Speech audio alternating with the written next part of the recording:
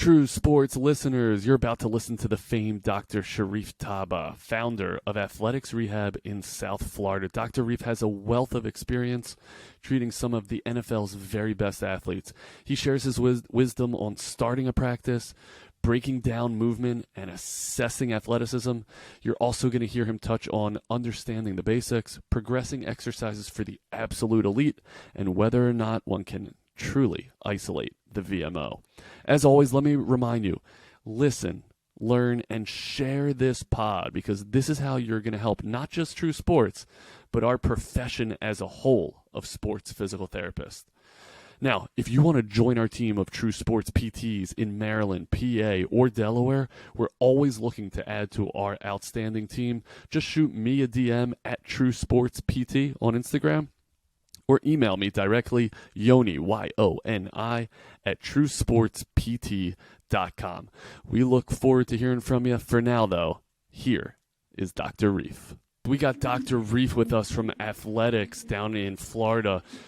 So excited to have you, Dr. Reef. Thanks for joining us. Thanks for having me. Long time coming. Yeah, absolutely. Thanks for working with all the scheduling and all the moving parts. I totally know how that goes. Tell the audience of sports physical therapists that are listening in now how you got to where you are. Sure. So I really started my career in the fitness industry, probably like 2004, 4, something like that. I got into personal training, was in school for business, and really fell in love with the personal training side and fitness and exercise. It really clicked for me, and I really enjoyed it. So I was applying the things I learned to my own workouts and things like that, and starting to get better results on that side. And as that improved, my love just grew deeper. Throughout that time, I had a client that was a physical therapist, a young guy, and he was over at Columbia University in New York. He was a clinician over there, and he had gone to New York University, and he was like, listen, you got a pretty good handle on a lot of this stuff. You should really think about going into physical therapy. And I've been lucky. I never had any major injuries that I had to do rehab, which is how a lot of PTs end up doing physical therapy. But this was kind of my first exposure to it, and I really loved the idea. In 2008, we had all the market crash issues, and I watched how people's, expenditures were changing. And I found that, okay, in theory, if I'm dealing with people who are injured, that should be recession proof. Who knew we'd be dealing with a potential recession now and determining how true that is. But so fast forward a bit, and I ended up applying to PT school, finished my business degree first, and then went into PT school, ended up going to NYU. And then one day we had a guest lecturer, which was that same old client of mine. So that was a pretty cool full circle moment. Got a chance to see him. He said, wow, you actually did it, and here you are at NYU. So that was pretty funny. And from there, just really enjoyed. I always knew orthopedics was the route I was going to go, and sports. Just I had been doing performance enhancement and corrective exercise specialties with my personal training along the way. And then I had always played sports growing up. And from there, at NYU had kind of looked into how can I try to pursue my dream of working with professional athletes. And along the way, got exposed to different opportunities, and through one clinical instructor in New York, referred me down to some other people down in Miami that he had gone to school with and had some clinics that worked with pro athletes. So I did everything I could to work with the school to get that approved for my rotations. And a lot of pushing and shoving, and we got it done, and I came down. And I said, no matter what, I'm going to make sure I kill it, and these people want to hire me. So did that, got successfully a job offer, went back up to New York, took my exam, took my Florida license exam from there and everything, and moved down and never looked back. From there, I did a few years working with these guys, learning everything I could, and just developing myself and being exposed to a lot more on the high-level performance side as well. And then branched off after about 4 years, opened up Athletics. This is now 2000 and probably 15, 16. And from there, we kind of built Athletics, started with one clinic and built it up into 3 now. That is awesome. What I hear a lot when I talk to students or people younger in their career, they say, I want to work with pro athletes. It just seems to be like a common dream. Very rarely do I look down the pike and I look at an athlete I look at a PT that hasn't stuck with us, that have met that dream or met that goal. So how do you do that? Give me the nitty gritty of how you filled your schedule with elite athletes. Well, a lot of it comes, I think, from having to do the necessary steps early on to put yourself in that type of situation, which, for example, that's kind of the story I alluded to already, leaving my friends, family, and loved ones behind and chasing and pursuing an opportunity because I knew South Florida is one of probably the top 3 or 4 places in the country, only 3 or 4 places in the country that you could really heavily work with professional athletes on a year-round basis. It's a nice draw of a location, the weather, all these kinds of things. So that was one thing, being willing to take that leap of faith. Also not taking no for an answer.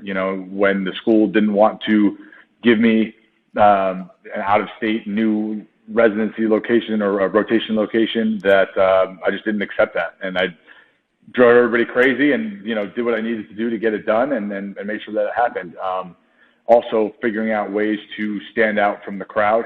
I always tell students coming out, look, if you want to get into sports, you can't just come out and say, hey, here I am, I have my DPT. It's like, okay, so do you and everybody else. Like, what else have you done to stand out from that crowd?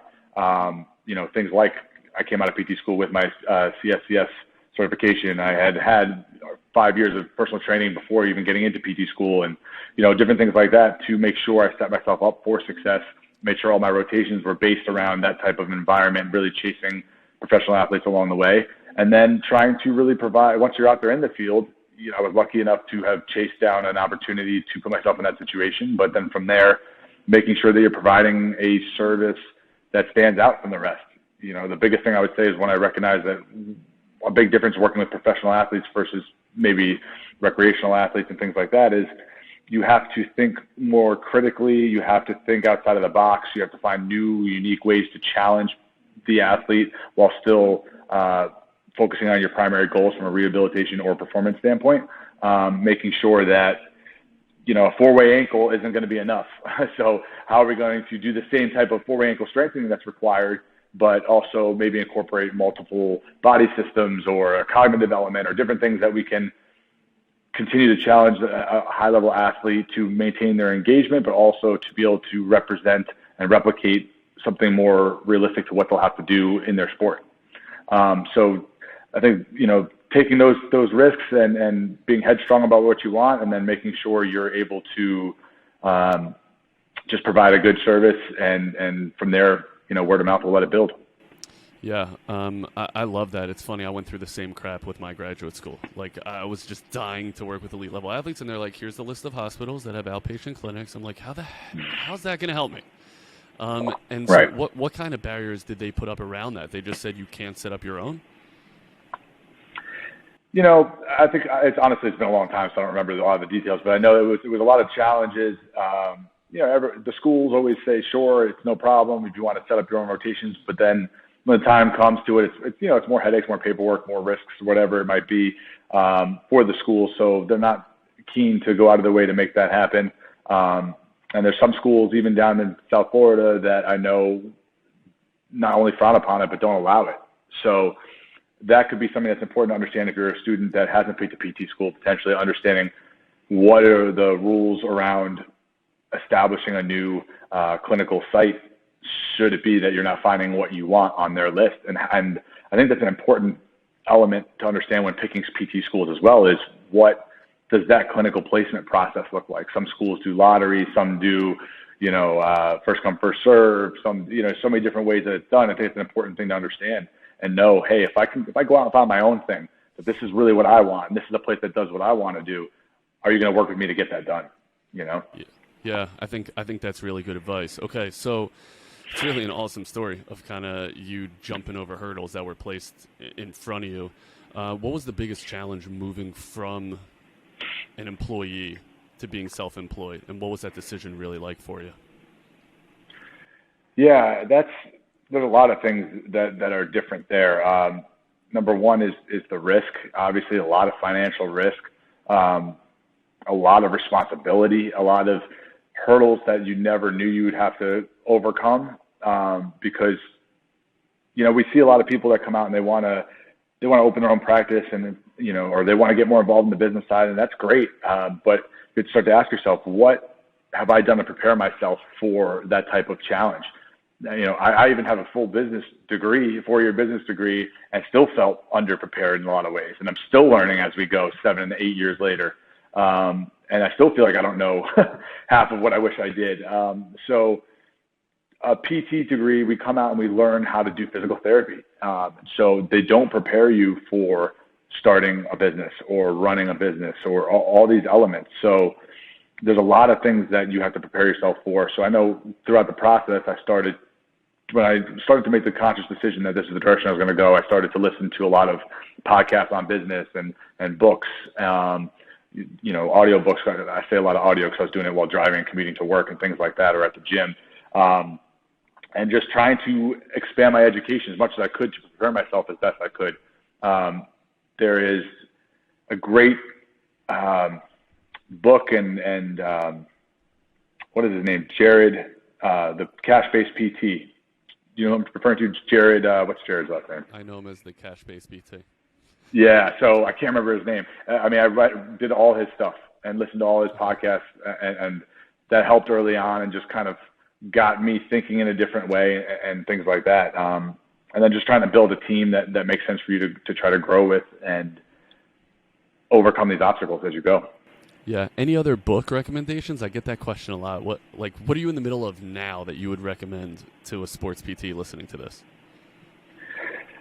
Oh, that's tough to say. I think if we're talking business, like I mentioned, the cash-based PT stuff is great with Jared. And from a leadership management standpoint, I did a lot of, what's his name? The military, Jocko. Navy SEAL, Jocko, there you go, Jocko's books. Did all of his books, great reads and really good principles. Something I take home with me still and think about a lot is his primary principle of as a leader, you have to be able to look up and out. You can't be looking down and in. And he gives good examples in business and he gives good examples in military and war. And the concepts are the same. And understanding, if you're head down in the weeds all the time, you can't figure out how to steer the ship and what direction you need to go. So finding the balance between those two things is very, very difficult. That's where building a really solid team around you comes and plays a massive, massive role. Yeah, I think that's really important. Another military-based leader, David Goggins, always talks about his foxhole, right? Like, who do you have with you? Who are you going to battle with every day? And surrounding yourself with like-minded, growth mindset individuals, I've found to be super helpful. And a challenge to discern who is it that fits in that foxhole, right? I think that's such a heavy skill to learn is how do you gauge who's worthwhile? How do you gauge who to invest in? It sounds like you have figured it out. So tell me more about Atheltix. How is Atheltix structured, and what sets you apart in the landscape of elite level PTs? So in terms of how we're structured, we're a clinic that tries to focus on quality over quantity the best that we can. Changing reimbursements and things present ever and never-ending challenges. But the goal, we stay primarily out of network, and we try to keep our volume a bit lower so that we can improve our overall quality of care. It is an endless battle because, as the economy is suffering and people have less money to spend, you have to battle that side of things a lot. And it's forever a battle to demonstrate your value and why you cost more than, the in-network clinic across the street and things like that. So that's an endless challenge. In terms of just the direction we try to go is really attacking the athletic individual, whether that's a professional or recreational or someone who's just in the military. I shouldn't say just someone who's in the military. We look at military personnel as athletes, absolutely. So all of these different levels of athleticism really, still equates to an athlete and how you're going to treat them and how you're going to approach that, and making sure our team is all certified strength and conditioning specialists as well as doctors of physical therapy. And we all have a good understanding of the performance side of things as well as the rehab side. And everyone always talks about bridging the gap between performance and rehab. Like, okay, a lot of people say that, but how are we really doing that? And what does it mean to really do that? Well, in order to really do that, you have to truly understand both sides of it and be able to demonstrate that and be able to take someone back from the post-operative table to all the way back to playing at a high level. Dr. Reef, you make it easy to segue into my clinical side of this, interview. Perfect. So I appreciate that. So watching all of your outstanding content, you place a tremendous emphasis on balance, proprioception, stability, and things of that nature. Why do you place such an effort on that, and where do you learn those things? So I think it's very important to incorporate a lot of that stability training and balance of proprioception because, number one, it's especially when you're dealing with athletes, but with anybody, you're addressing overall coordination, you're improving, co-contraction, stability, muscle activation, and just overall health of the muscles and joints and things. So in life, we'll get a lot of criticism of like, oh, you don't play, football on a BOSU ball, or you don't play basketball on an unstable surface. Like, okay, that's obviously true.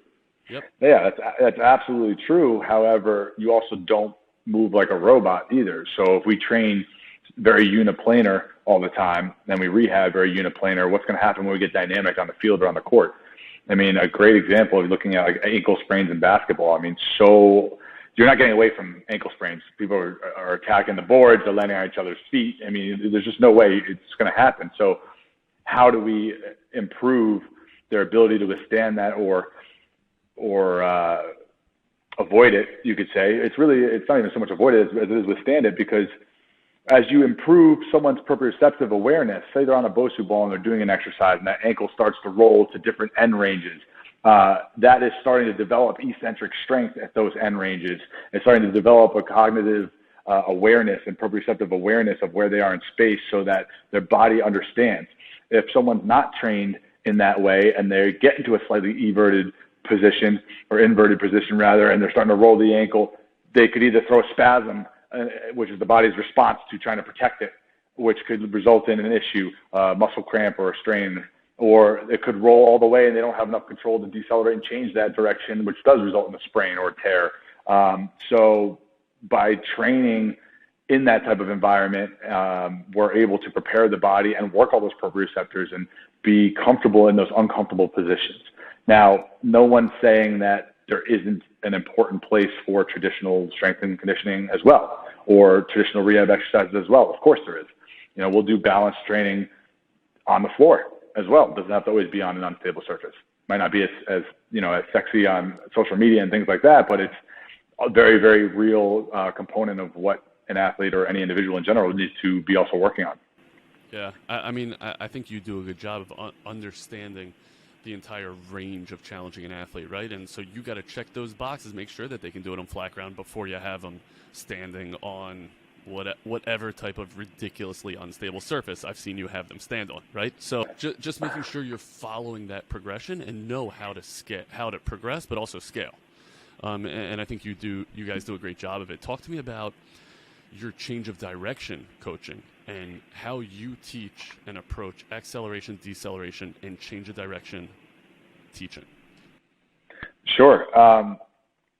When you start talking about change of direction and linear speed and things, it's really important that we as clinicians or coaches or whomever really have a good understanding of what does that mean? What do those mechanics need to look like? And what are the differences? You can see a lot of exercises done, and especially with social media, and it's like, okay, do we know what we're doing and why, and what are we working on? Are we doing a wall drill, which is supposed to be designed for acceleration and striking back and down, and we're supersetting that with build-up runs and max velocity type exercise? Okay, well, one is not necessarily related to the other. Yes, they're both related to sprinting, but are we putting it together in an organized and intelligent fashion? And I think that whether we're talking about change of direction, speed, decel, or exercises, the same concept remains, which is progressions and regressions.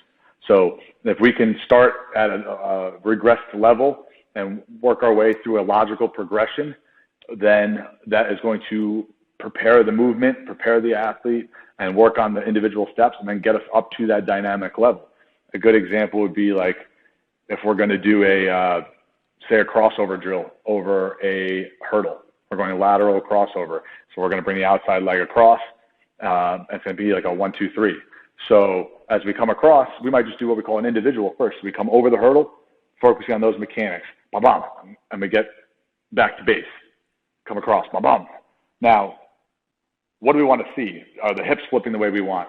Are the arms being thrown? Is the trunk torso going in one direction and the hips in the opposite? Do all those little pieces look correct? And we coach through that and make sure it does. Once that's all looking good, we get into the next level, which could be something that we call like reflexive. So we're going to go over and we're going to come back. So they're going to hit the crossover, and they're going to come straight back across, and then they pause. So now it's gotten a little bit more dynamic where there's a true change of direction, right, where we're actually going to the right, and now we're coming back to the left. With that, some footwork might need to change.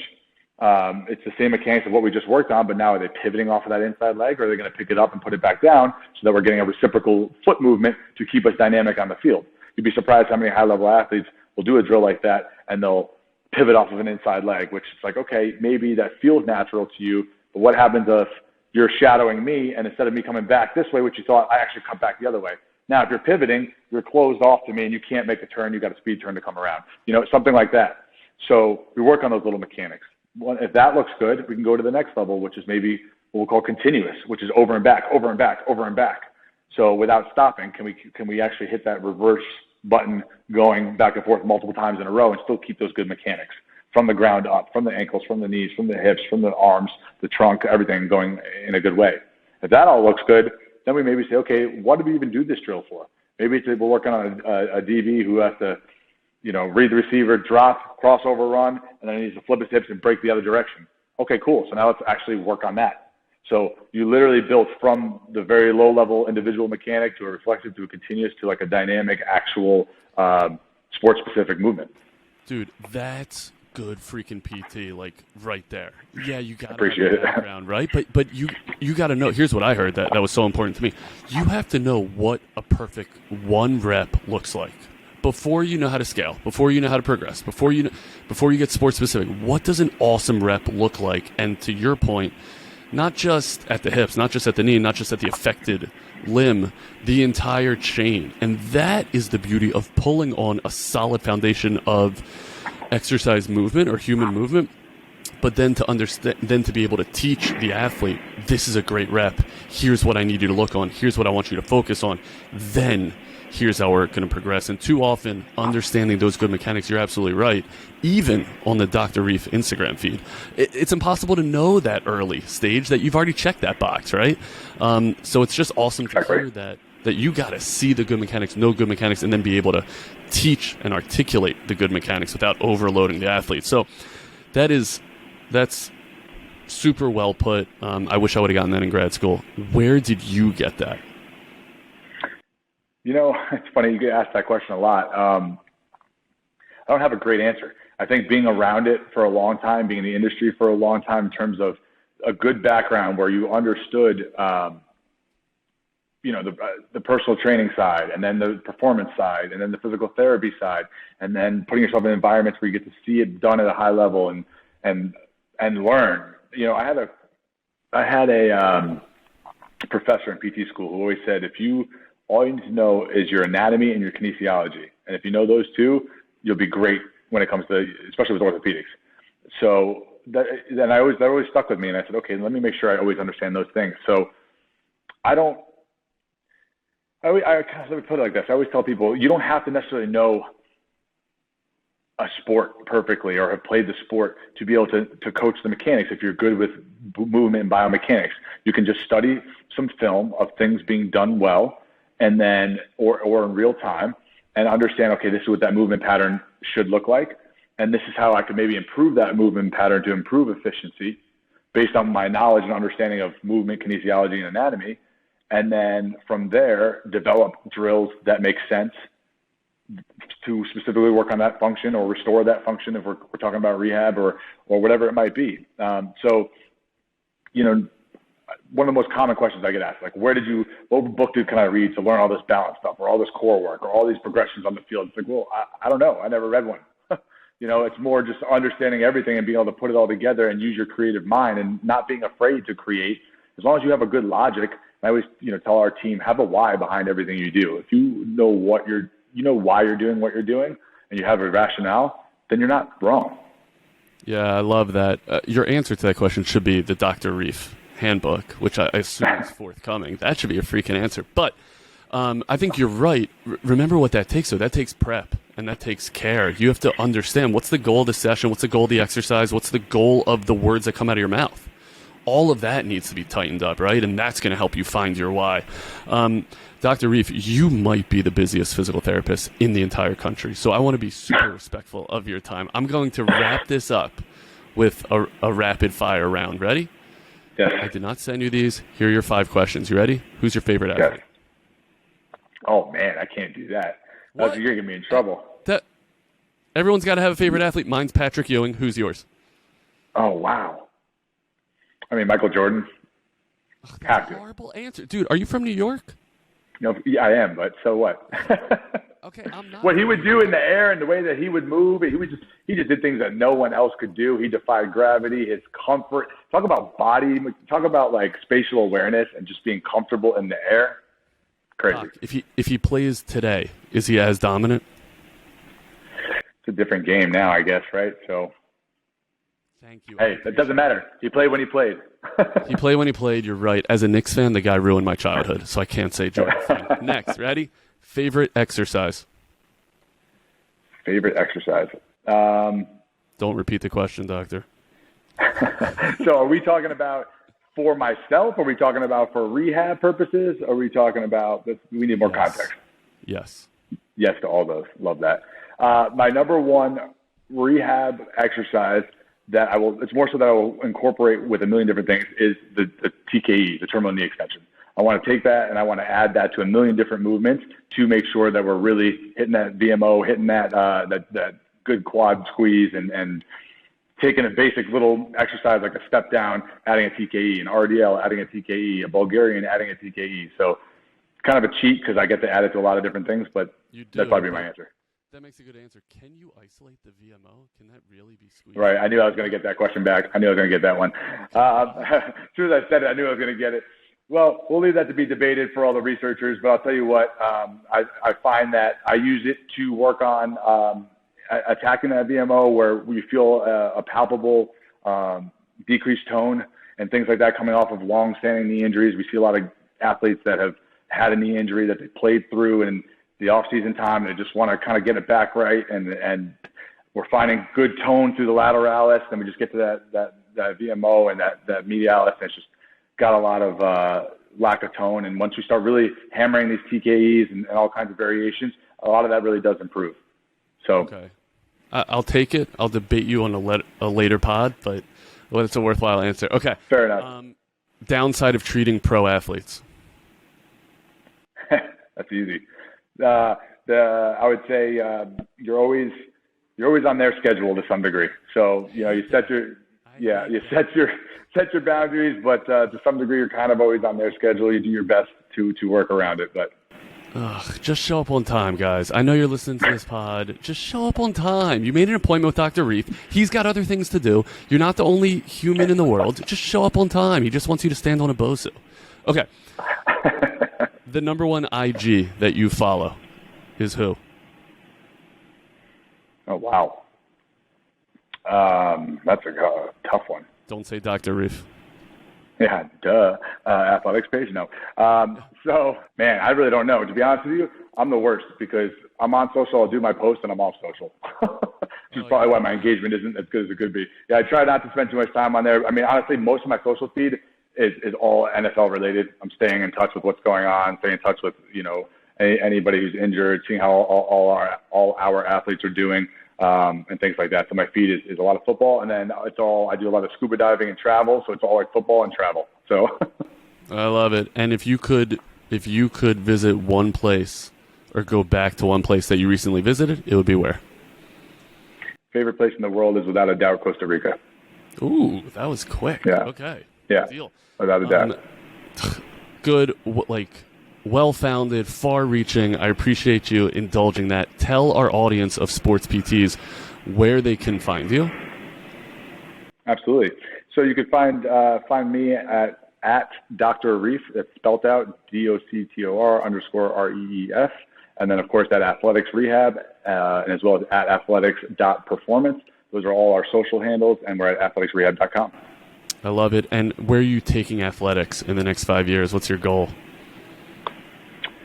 Yeah, our goal is to continue to grow and build a solid team and open up into more locations and having the right team. I mean, right now we're really focused on slowing down our growth to really build up a solid team so that we can grow at a more effective and sustainable rate. Oh, I love that because it hints at something that I've worked hard on, right? You can grow really fast, but are you growing really intelligently? For sure. And as the market changes and the economy changes, new challenges continue to arise. You know, you survived COVID and thought that there's nothing else that can come at you, but really all the COVID challenges are really arising now. So yeah, you're exactly right. So, Dr. Reef, you've been awesome. Thank you so much for your time. I appreciate you dearly. I'm sure we're going to get you back on and dig into the VMO. How to best isolate and recruit your vastus medialis. Thank you so much. I look forward to catching up soon. Sounds great. Thanks, Johnny. I really appreciate you. Take care.